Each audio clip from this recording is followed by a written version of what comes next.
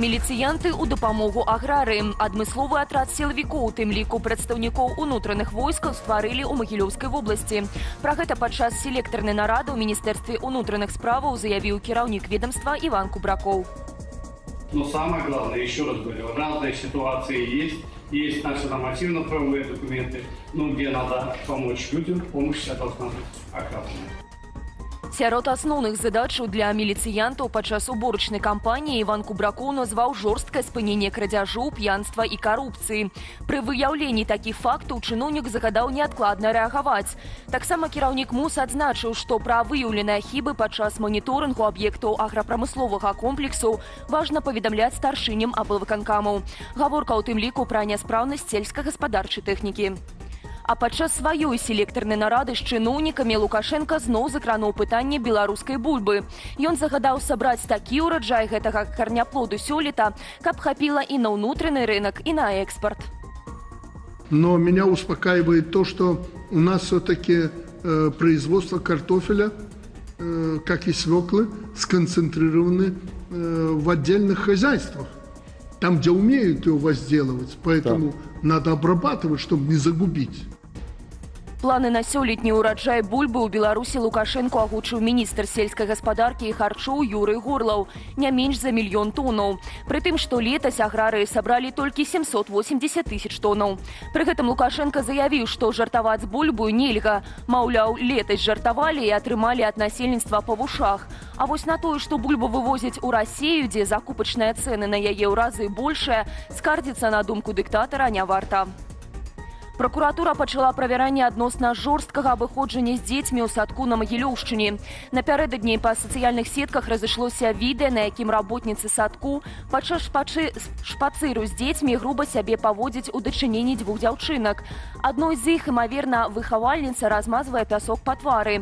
Непедагагічныя метады выклікалі грамадскі рэзананс і зацікавілі прокурораў. В отношении помощника воспитателя и воспитателя детского сада возбуждены дисциплинарное производство. По данному факту Октябрьским РУВД проводится проверка, ход и результаты которой находятся на контроле органов прокуратуры. 18-й пакет санкцый у еўразвязу супраць Расіі датычыць і Беларусі. Абмежаванне закрануць вайскова-прамысловы комплекс і 4 банкі ў нашай краіне. Беларускі чыннік новага санкцыйнага пакету ў эфіры студыі «Белсат» пракаментаваў украінскі палітолог Євген Магда. Я противник того, щоб об'єднувати Росію і Білорусь в одному санкційному пакеті. Але я за те, щоб нагадувати світові про те, що Лукашенко сам назвав себе співагресором. І робив це не один раз. Я впевнений, що він знав, що в лютому 22-го року буде вторгнення. Він не знав тільки дати, бо Росія не наважувалась йому її сказати. А так, він геополітичний денщик кремлівського диктатора, і це треба достатньо чітко розуміти. Не прайшло і месяцам. Паўночная Карэя закрыла для замежнікаў свой новы курорт у Онсане на ўзбярэжжы Японскага мора. Пра гэта паведаміла выданне Bloomberg са спасылкаю на Нацыянальнае ўпраўленне турызму краіны. Прычыны такой захады, а таксама тэрмін яе дзеяння ўлады КНДР не патлумачылі. Турыстычны Онсан Кальман, які Пхеньян пазіцыянаваў як курорт сусветнага маштабу, адкрылі ў канцы чэрвеня. У гэтай зоне размешчаныя гатэлі, разлічаныя амаль на 20 000 асобаў.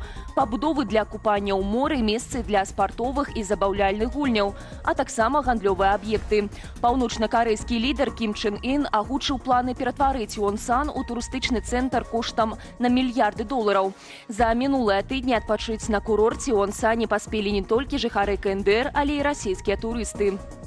І да беларускіх навінаў. Зняволеным на гэтак званай хіміі надаюць экстрэмісцкі статус за палітычны пераслед у мінулым. Пра пашырэнне рэпрэсіўнай практыкі паведамляе праваабарончы цэнтр «Вясна». Паводле праваабаронцаў, уладальнікаў жоўтых бірак, а менавіта такія даюць тым, каго ўлады лічаць экстрэмістамі, абмяжоўваюць у правах. Ім у адрозненне ад іншых хімікаў нельга выходзіць у горад. На працы іх адсочваюць паводле геалакацыі, тэлефоны і асабістыя рэчы правяраюцца супрацоўнікамі міліцыі, КДБ і губазіку. Гэткія ўмовы, у сваю чаргу, нярэдка прыводзяць да складання рапартаў за парушэнне рэжыму. Пасля 3 такіх выпадкаў зняволенага могуць перавесці ў папраўчую калонію. Русифікацыя сталася больш інтэнсіўную. Гэткую выснову зрабіла Асацыяцыя Міжнародны саюз беларускіх пісьменнікаў, прааналізаваўшы стан беларускай мовы ў нашай дзяржаве за першае паўгода сёлета. Асноўныя з дакументу для belsat.eu сабраў мой калега Якуб Хруст.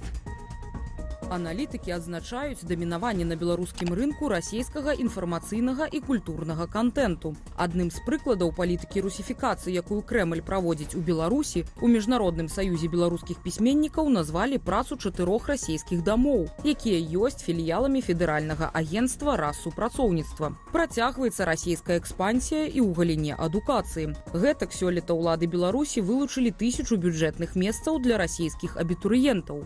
А беларуская мова ў адукацыйнай сферы надалей застаецца маргіналізаванай. У якасці доказу аўтары маніторынгу прыводзяць такую лічбу. Па-беларуску вучыцца менш за 10% школьнікаў. Да таго ж скарачаецца колькасць беларускамоўных школаў. Падрабязней чытайце на нашай інтэрнэт-старонцы. Выспацца без шансу. Жыхары Савецкага раёну Менску скардзяцца на бяссонніцу, прычыны якой сталіся паўліны. Птушак гадуюць у прыватным сектары, аднак рэзкія гукі даносяцца да шматпавярховікаў. Гісторыю апавяло выданне «Смарт-прэс». Паводле суразмоўцаў у рэдакцыі, гукі з падворку даносіліся толькі ў выходныя, прыблізна о 5 раніцы. Журналісты выехалі на месца і паразмаўлялі з уладальніцай птушак. Аказалася, што тая выязджае ў суботу і нядзелю за горад і пакідае вальер адкрытым. Таму суседзі і чуюць паўлінаў. У выніку канфлікту удалося хутка залагодзіць. Жанчына паабяцала знайсці чалавека, які будзе даглядаць птушак падчас ейнай адсутнасці, каб тыя не турбавалі жыхароў шматпавярховікаў. Пакуль вуліцы ў беларускіх гарадах ад моцных дажджоў ператварыліся ў венецыянскія каналы, у лесе расло грыбное золата. І калі вы думаеце, што 50 кілаграмаў лісічак – гэта казка, паглядзіце наступнае відэа з тэлеграм-каналу Белсату.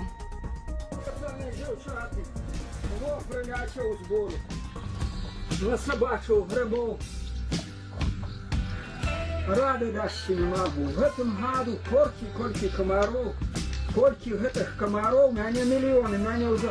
Я ўжо лупцаваў сабе, думаю, дубу, да. На самой справе. Калі вы пабачыце ў лясу мядзведзя, і у вас сакера ці ножык, першае, што ты зробіш, гэта пусціш падліўку з задняй адтуліны. Я табе кажу, вось я зараз пайду памыюся, штаны пераадзену, ну і будзем перабіраць грыбы. Вось такі ўражай, хай паненка зараз, як убачыць, ёлкі смяяцца будзець, то які смех, там слёзы з вушэй пацякуць.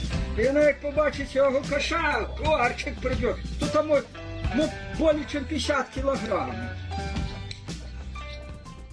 Гэта ўсе навіны на гэты час. Заклікаю вас ставіць падабайкі і пашыраць гэтае відэа, а таксама падпісвацца на нашы сацыяльныя сеткі. Калі для вас гэта бяспечна, поўны агляд падзею дня знойдзеце ў вечаровым выданні «Аб'ектыву». Я на гэтым з вамі развітваюся. Беражыце сябе і заставайцеся з Белсатам.